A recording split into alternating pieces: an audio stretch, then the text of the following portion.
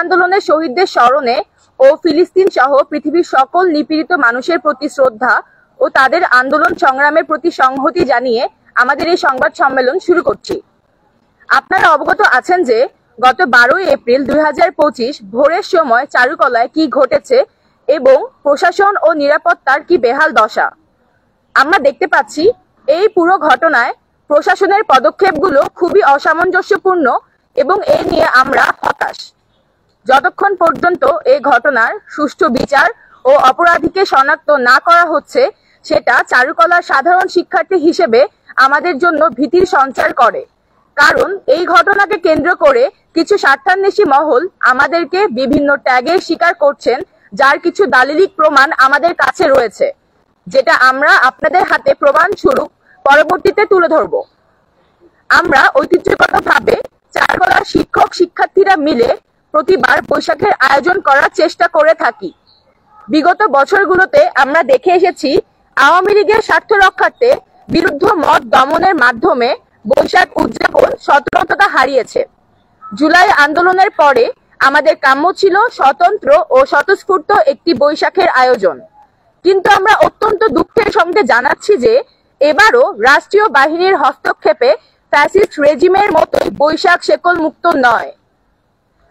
এবং আমরা যখন এই বিষয়ে বিভিন্ন অসঙ্গতি ও অন্যায়ের বিরুদ্ধে প্রতিবাদ জানানোর চেষ্টা করেছি, আমাদেরকে আওয়ামী দোসর সহ অনলাইনে অফলাইনে নানাভাবে হেনস্থা করা হয়েছে, যেটা তীব্র প্রতিবাদ জানাচ্ছি ও অগ্নিসংযোগকারী অপরাধীদের দ্রুত সময়ের মধ্যে শনাক্ত করে শাস্তির আহ্বান করছি।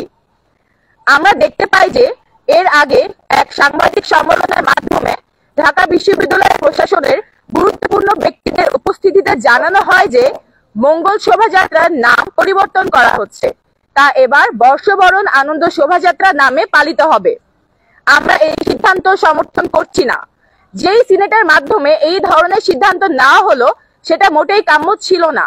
কারণ চারুকলার শিক্ষার্থীদের মতামত ছাড়াই এই ধরনের সিদ্ধান্ত নেওয়া হয়েছে, যেখানে বৈশাখের আয়োজনে শিক্ষকদের পাশাপাশি অন্যতম ভূমিকা রাখে শিক্ষার্থীরা। চারুকলার এই আয়োজন 1989 সাল থেকেই শিক্ষক ও শিক্ষার্থীদের তত্ত্বাবধানে হয়ে আসলেও একটা অসংলগ্ন যুক্তি দেখিয়ে শিক্ষার্থীদের অসমর্থিত ও কোন রকম আলোচন বা মতামত গ্রহণ না করে ফ্যাসিস্ট আমলের প্রস্তাবনাকে সম্মতি দিয়ে এই আয়োজনকে শিক্ষকেরা ছাত্রদের হাত থেকে কেড়ে নিয়েছেন। তবুও শিক্ষার্থীরা বিগত 27 মার্চ শিক্ষকদের কাছে বৈশাখের আয়োজনের জন্য ফিলিস্তিনের প্রতিবাদের সঙ্গে সংহতি রেখে এক ফালি তরমুজ কাঠামো বানানোর জন্য প্রস্তাব করে। কিছুদিন নানা অজুহাতে ঘুরিয়ে আমাদের প্রস্তাবকে নাকচ করে দেওয়া হয়েছে। মন্ত্রণালয় ও গোয়েন্দা সংস্থার অনুমতি ছাড়া কোনো কিছু করা যাচ্ছে না বলে তারা আমাদেরকে অনঅফিসিয়ালি জানায়।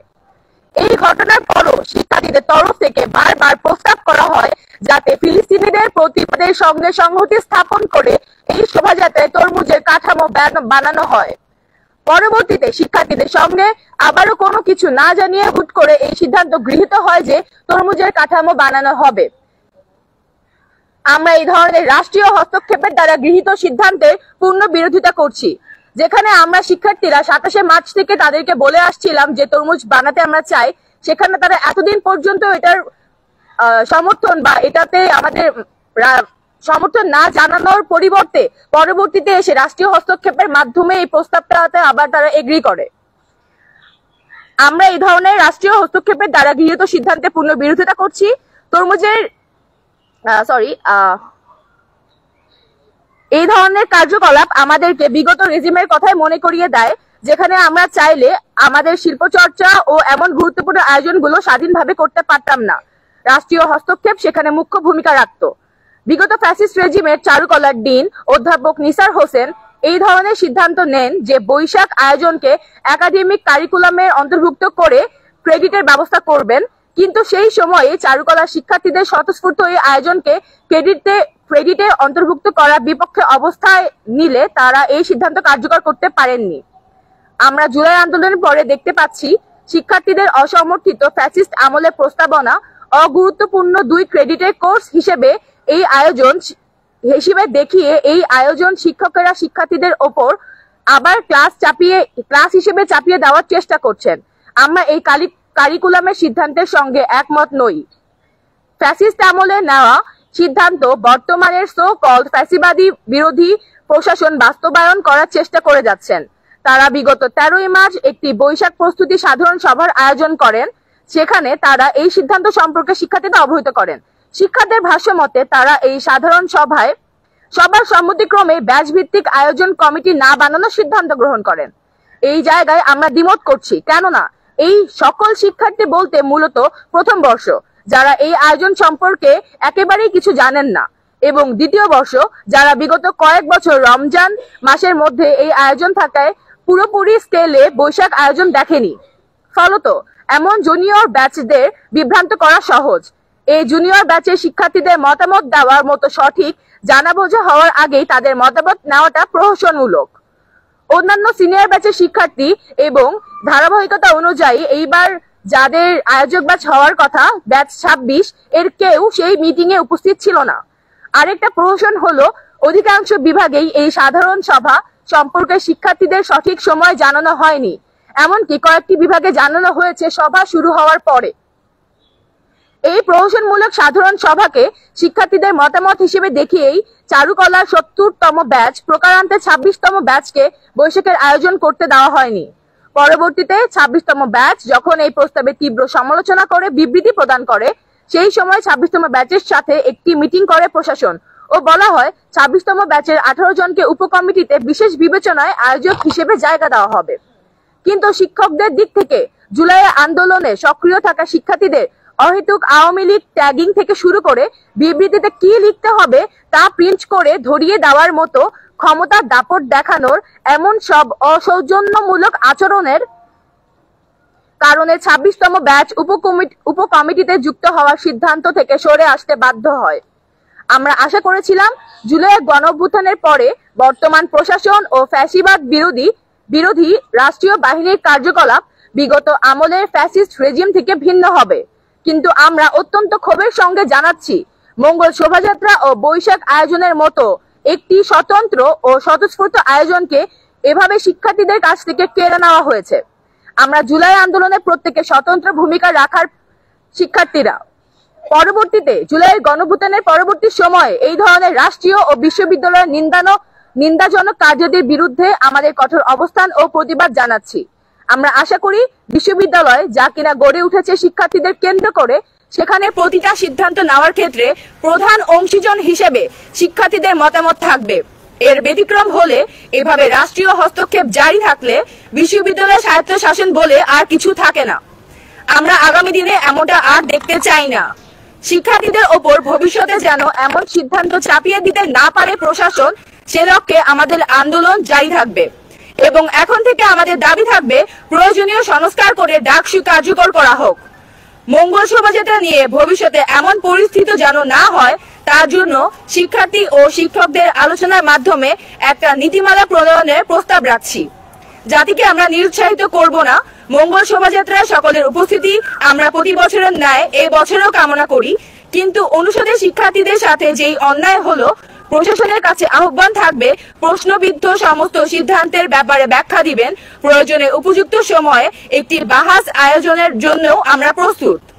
আর যদি কোনো পদক্ষেপ না নিয়ে তারা এড়িয়ে যান, উপেক্ষা করেন, বিগত সময়ে ছাত্রলীগের মতো সুবিধাভোগী ছাত্রদের যদি আমাদের বিরুদ্ধে লেলিয়ে দেন, তাহলে আপনাদের স্মরণ করিয়ে দিতে চায় বিগত ফ্যাসিস্টের পরিণতি। বিবৃতিতে চারুকলা সাধারণ শিক্ষার্থীবৃন্দ। এখন আমাদের সাথে একজন অ্যালামনাই আছেন আমাদের চারুকলা অনুষদের, যিনি হচ্ছে এই যে আমাদের 27 মার্চ যে মিটিং হয় সেখানে শুরু থেকে আমাদের সাথে ছিলেন। তিনি এখন কিছু বক্তব্য রাখবেন।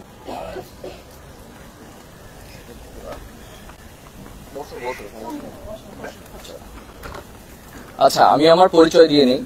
আমি জাহিদ জামিল, আমি 15-16 সেশনের শিক্ষার্থী, যে ওরিয়েন্টাল আর্ট ডিপার্টমেন্টের। আমি 2022 সালে পাশ করেছি।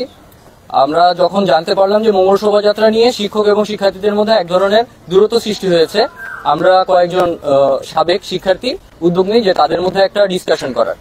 তো সেই ডিসকাশনে আমরা মোটামুটি একমত আসতে পারি যে শিক্ষার্থীদেরও এই ক্ষেত্রে যুক্ত রাখা উচিত, প্রতি বছর যেটা ট্রেডিশন ছিল।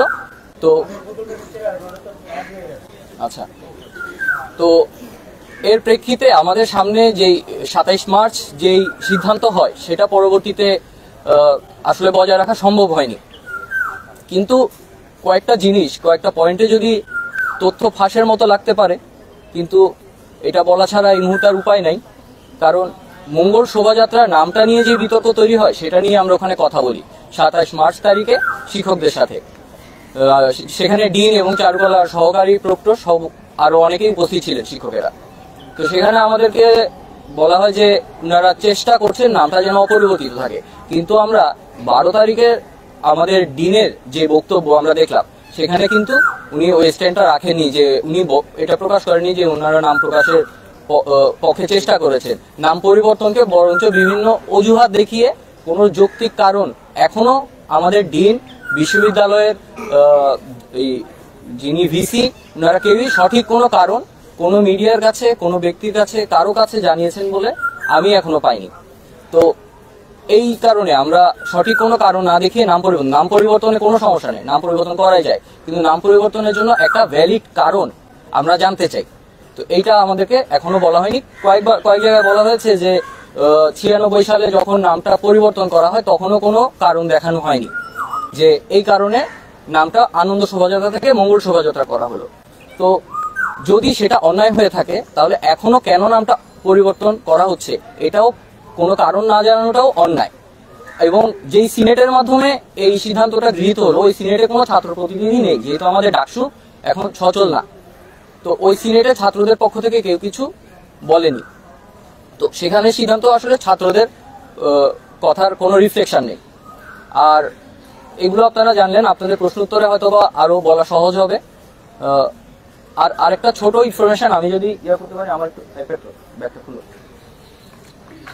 আমি একটু ব্যক্তিগত একটা জিনিস বলবো, সেটা হলো যে আপনারা গতকাল যে স্ট্রাকচারটি পুড়ে গেছে ফ্যাসিস্টের, অর্থাৎ সরাসরি বলে হাসিনা, সেটার আসলে আমার একটা কার্টুন যেটা জুলাইয়ের 18 তারিখে আমি প্রকাশ করি, সেটা থেকে ইন্সপায়ার হয়ে ওটা বানানো। কিন্তু এই ব্যাপারে চারুকলার প্রশাসন, শিল্পী থেকে শুরু করে কেউই আমার কোনো কনসেন্ট বা আমাকে একবার ওয়াকিবহাল করেনি। হয়তো আমি না করতাম না অবশ্যই, কিন্তু আমাকে জানায়নি। যদি তারা এটা আমাকে জানাতো এটা ভালো হতো। কিন্তু যেহেতু আমি আসলে একরকম মনে হচ্ছে তাদের বিপক্ষেই থাকছি বিভিন্ন তাদের সিদ্ধান্তের, সে কারণে আসলে তারা এই ধরনের আচরণ করেছে বলে আমি মনে করি। আমি গতকাল এটা জানিয়েছি, জানানোর পরেও আসলে কোনো উদ্যোগ নেওয়া হয়নি এবং আজকে আবার এটা বানানো হচ্ছে। তো এটা শিল্পী হিসেবে, শিল্প আমরা যারা চর্চা করি তাদের জন্য এটা খুবই কি বলবো আমি, হতাশাজনক এবং খুবই বিচ্ছিরি একটা ব্যাপার। তো এটার জন্য আমি আপনাদের ছোট করে এটা দেখিয়ে রাখি।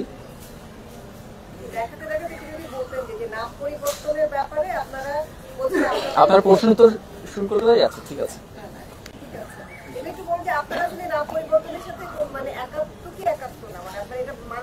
নাম পরিবর্তনে আমাদের কোনো সমস্যা নেই, কিন্তু নাম পরিবর্তনের একটা সঠিক কারণ বলতে হবে। আমার নাম জামিল, আমার নাম আপনি যদি আজকে বলেন আমার নাম জাহাঙ্গীর, আমি জিজ্ঞেস করবো আমার নাম কেন জাহাঙ্গীর, এটা আপনার আমাকে বলতে হবে। সুস্পষ্ট কারণ ছাড়া তো আমরা তাকে জাহাঙ্গীর ডাকা শুরু করতে পারি না। পুরাতন ঐতিহ্যে ফিরে যাওয়াও কোনো সমস্যা না, কিন্তু কেন সেটা আমাকে, যে পুরাতন ঐতিহ্যে আমি ফিরে যাচ্ছি এই কারণে যে যদি বলা হয় যে মঙ্গল শব্দের মাধ্যমে ফ্যাসিস্টকে সার্ভ করা হয়েছে, তাহলে আমি আপনাদেরকে এখানে একটু ক্লিয়ার করি। হ্যাঁ, এখান থেকে রাজাকারের স্ট্রাকচার বানানো হয়েছে, সেটা আমরা জানি। কিন্তু রাজাকারের স্ট্রাকচার বানানোটাকে আমরা চারুকলার শিক্ষার্থীরা আমরা এটাকে এমন ভাবে দেখছি যে রাজাকাররা আসলে 71-এর রাজাকাররা সবসময় ঘৃণিত, তাদের বিরুদ্ধে এটা করা যায়। কিন্তু ওই যে দাড়ি টুপিকে ট্যাবু করার যে জিনিসটা, এটা আমরা আসলে এটা আসলে আমরা সাপোর্ট করি না। এটা আমরা এ নিয়ে আমরা ভাবতে পারি, এটা আমাদের ভিতরের কথা, যে আমরা ভেবে আমরা নতুন ধরনের কোন রিপ্রেজেন্টেশন এই রকম জায়গাগুলোতে আনতে পারি কিনা, এটা দেখা যাক। আর খালেদা জিয়ার ব্যাপারে আপনারা জেনে থাকবেন যে খালেদা জিয়ার একটা স্ট্রাকচার পেট্রোল বোমা হাতে, সেটা নিয়েও বলা হচ্ছে যে সেটা চারুকলা থেকে বানানো হয়েছে 2019 সালে। এটা কখনোই চারুকলা থেকে বানানো হয়নি। চারুকলা বরঞ্চ এটা চারুকলার বৈশাখের আরো আগে বানানো, এবং এটা ঢাকা শহরে বিভিন্ন জায়গায় প্রদক্ষিণ করানো হচ্ছিল পরবর্তী নির্বাচন বা এগুলা সামনে রেখে। তো মঙ্গল শোভাযাত্রার সময়, এটা মঙ্গল শোভাযাত্রার শেষের দিকে পেছনে এনে পিকআপ দিয়ে এটাকে পেছনে এনে মঙ্গল শোভাযাত্রায় জুড়ে দেওয়া হয়, কিন্তু এটার সাথে চারুকলার কোনো সম্পর্ক নেই। চারুকলায় কখনোই এটা বানানো হয় নাই, আমি এটা সুস্পষ্ট করে বলে রাখলাম। এটা শুধুমাত্র আমাদেরকে এই জায়গাটাকে ট্যাগিং, যে এটা আওয়ামী লীগ তার পারপাস সার্ভের জন্য ব্যবহার করে এসেছে মঙ্গল শোভাযাত্রাকে।